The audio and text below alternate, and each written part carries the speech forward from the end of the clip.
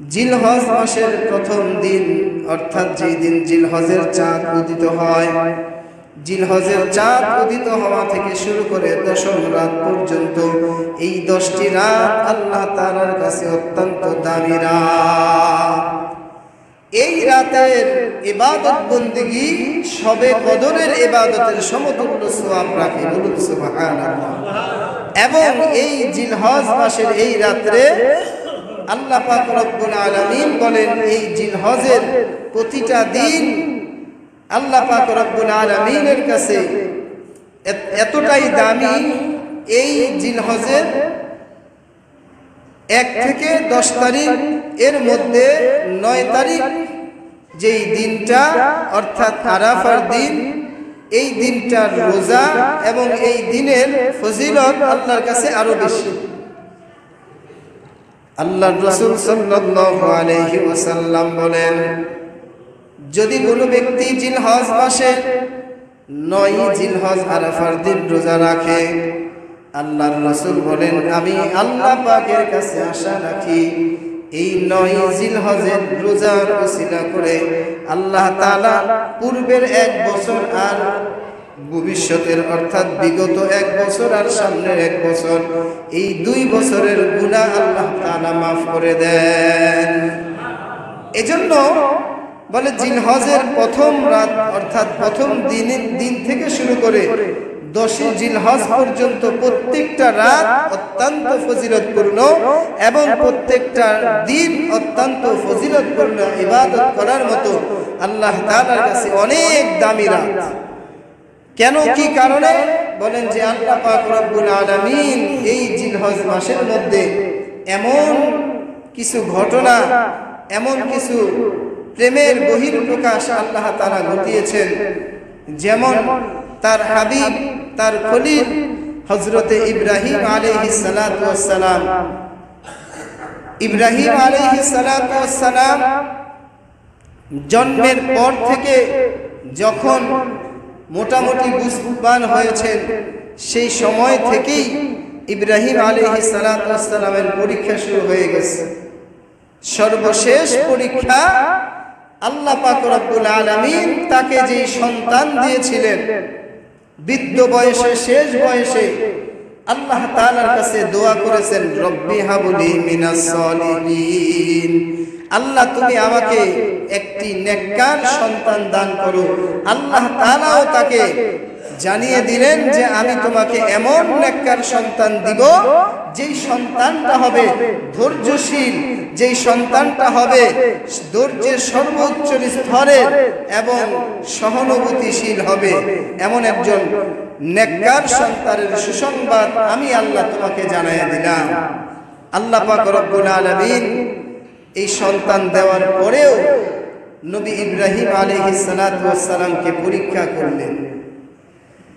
আল্লাহ তাআলা বললেন, ও আমার হাবিব, আমি আপনাকে যে সন্তান দিলাম, এই সন্তান সহ আপনার বিবি হাজেরাকে আপনি নির্বাসনে দিয়ে দেন, অর্থাৎ আপনি তাকে বনবাসে দিয়ে দেন, এমন জায়গায় যেখানে কোনো মানুষ নাই, কোনো পানি নাই, কোনো খাদ্য নাই, অর্থাৎ মরুভূমির মধ্যে ইব্রাহিম আলাইহিস সালাতু ওয়াস সালাম ইসমাঈল আলাইহিস সালাতু ওয়াস সালামকে রেখে তারপরে যখন রওনা দিলেন, আল্লাহ তাআলার এই হুকুমটা পালন করা একজন বাবার পক্ষে কতটা কঠিন।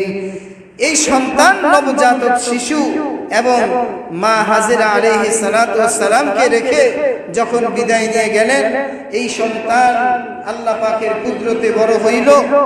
আবার বড় হওয়ার পরে এই যে জিলহজ মাসের 9 তারিখ 8 তারিখ দিবাগত রাতে আল্লাহ পাক রব্বুল আলামিন হযরত ইব্রাহিম আলাইহিস সালাতু ওয়াস সালামকে স্বপ্নে যুগে দেখাইলেন যে, ও আমার হাবিব ইব্রাহিম, তুমি তোমার পছন্দের মুহাব্বতের বস্তু আমার রাস্তায় কুরবানি করো।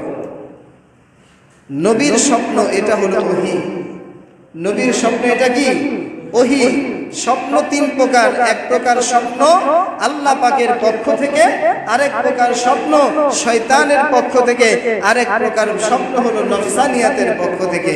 বলে আল্লাহ পাকের নবীরা যে স্বপ্ন দেখে এটা আল্লাহ তাআলার পক্ষ থেকে ওহী। হযরত ইব্রাহিম আলাইহিস সালাতু ওয়াস সালাম প্রথম রাত যখন স্বপ্ন দেখলেন, মনে মনে ভাবলেন আল্লাহ তাআলা আমাকে স্বপ্ন দেখাইলেন নাকি শয়তানের পক্ষ থেকে স্বপ্ন দেখলাম। দ্বিতীয় রাত একই স্বপ্ন দেখলেন। আল্লাহর নবী ইব্রাহিম আলাইহিস সালাতু ওয়াস সালাম দ্বিতীয় রাতের স্বপ্ন দেখে আল্লাহ তাআলার রাস্তায় উট কুরবানি দিয়ে দিলেন। আল্লাহ পাক রব্বুল আলামিন আবার তৃতীয় রাত অর্থাৎ 10 জিলহজ, আল্লাহ তাআলা জিলহজ মাসের 10 তারিখ হযরত ইব্রাহিম আলাইহিস সালাতু ওয়াস সালামকে আবার স্বপ্নে দেখাইলেন, ও আমার হাবিব, আপনার সবচেয়ে প্রিয় বস্তুটা আমি আল্লাহর জন্য কুরবানি করে দেন। এবার আর বুঝতে বাকি রইল না যে আমার ধন সম্পদ, আমার উট ভেড়া মুরগি ছাগল যত কিছু আছে সব কিছু থেকে আমার কাছে এই মুহূর্তে আমার সন্তান হইল সবচেয়ে প্রিয়। সুতরাং আল্লাহ আমার সন্তানের কুরবানি চাইতেছে। হযরত ইব্রাহিম আলাইহিস সালাতু ওয়াস সালাম এবার রওনা দিয়ে দিলেন।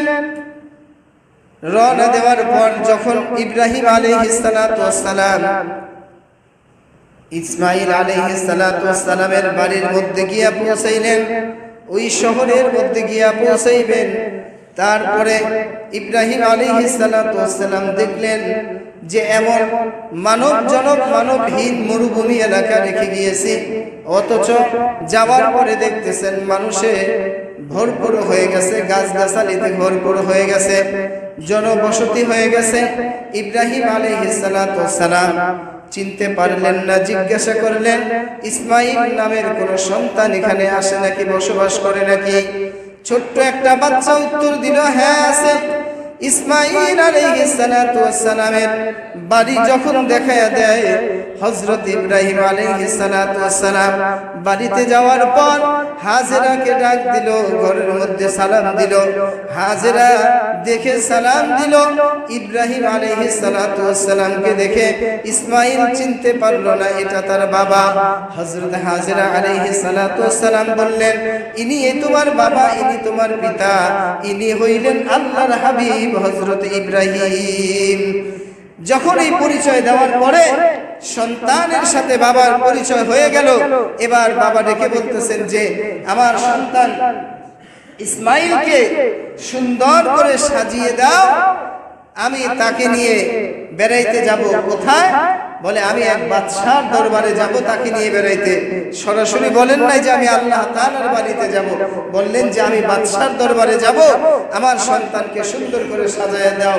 মা সন্তানকে সুন্দর করে সাজিয়ে গুছিয়ে ইসমাঈল আলাইহিস সালাতু ওয়াস সালামকে যখন বাবার হাত ধরিয়ে দিলেন, বাবা নিয়ে যখন মিনার প্রান্তরে রওনা দিয়ে দিলেন, এমন মুহূর্তে শয়তান এসে বলতেছে যদি ইসমাঈল কুরবানি হয়ে যায় আর এই দৃশ্য যদি এই মক্কার জমিনের মানুষগুলো দেখে, তাহলে তো আমার এতদিনের মেহনত সব বিফলে যাবে। এরকম ভাবে আমি যে কষ্ট মুজাহাদা করি, আমার এই কষ্ট মুজাহাদা সব মেহনত আমার বিফলে যাবে। এজন্য সে সর্বপ্রথম ধোঁকা দেওয়ার জন্য হযরতে হাজেরা আলাইহিস সালাতু ওয়াস সালামের কাছে গেলেন। গিয়ে বলতেছেন, ও হাজেরা, তুমি কি জানো তোমার সন্তানকে তোমার স্বামী কোথায় নিয়ে যাচ্ছে? বলতেছেন না। বলে তোমার সন্তানকে তো বেড়াইতে নিয়ে যায় না, তাকে তো কুরবানি দেওয়ার জন্য নিয়ে যাচ্ছে। তোমার সন্তানকে তো কুরবানি দিবে, তার হাতে তোমার স্বামীর হাতে ছুরি আছে, সব কিছু প্রস্তুতি নিয়ে সে জবাই করার জন্য যাচ্ছে। হযরতে ইব্রাহিম আলাইহিস সালাতু ওয়াস সালামের এই কথা যখন হাজেরার কাছে বললেন, হাজেরা আলাইহিস সালাতু ওয়াস সালাম বললেন, যদি আমার আল্লাহ পাকের পক্ষ থেকে আদেশ হয়ে থাকে তাহলে আমি এক ইসমাঈল নাই 1 লক্ষ ইসমাঈলকেও আল্লাহর রাস্তায় কুরবানি দেওয়ার প্রস্তুতি আছি। মা এমন ঈমানদার, বলে যে শয়তান যখন হাজেরাকেও ধোঁকা দিতে পারলো না, ইসমাইলের কাছে গিয়েও একইভাবে যখন ধোঁকা দিল, কোনো ধোঁকায় যখন কাজ হলো না, ইসমাইল আলাইহিস সালাতু ওয়াস সালাম এবার তার সন্তান ইসমাইলকে কোরবানি দিবেই মিনা প্রান্তরে গিয়ে সকল প্রস্তুতি গ্রহণ করে যখন আল্লাহর জন্য কোরবানি দেওয়ার প্রস্তুতি নিয়ে নিলেন, এই পরিস্থিতিটা, এই অবস্থাটা আবার আপনার সামনে কতটুকু আশ্চর্যজনক মনে হয়, কতটুকু হৃদয় বিতারক, আর কতটুকু আল্লাহ তাআলার প্রতি প্রেম ভালোবাসা আর আল্লাহর প্রতি কতটুকু মহাব্বত থাকলে এইটা করা সম্ভব। নিজের সন্তানকে আল্লাহর জন্য কোরবানি দিয়ে ছুরির নিচে সন্তানের গলার মধ্যে ছুরি লাগানো কি চারটিখানি কথা? কত বড় একটা ত্যাগ আর কত বড় একটা কোরবানি। কার জন্য? কি বলেন, কার জন্য? একমাত্র আল্লাহর জন্য, দুনিয়ার কোনো মানুষের জন্য নয়। আমরাও আমাদের কোরবানিগুলো কার জন্য দিব? আমরাও আমাদের এই ত্যাগ কার জন্য করব? আল্লাহর জন্য করব। কারণ আল্লাহ আমাদেরকে সব কিছু দিয়েছেন, সম্পদ, টাকা পয়সা, যত যা কিছু দুনিয়াতে আমরা মালিক হয়েছি, সব কিছু দেওয়ার মালিক কে? সব কিছু দেওয়ার মালিক আল্লাহ। এজন্য আল্লাহর জন্য কোরবানি দিতে গিয়ে আমাদের নিয়তটা পরিশুদ্ধ থাকবে, ইখলাসের সাথে আমরা একমাত্র আল্লাহর জন্যই কোরবানি দিব। আর যখন আল্লাহর জন্যই হবে, তখন আল্লাহ তাআলা এই কোরবানিকে কবুল করে নেবেন।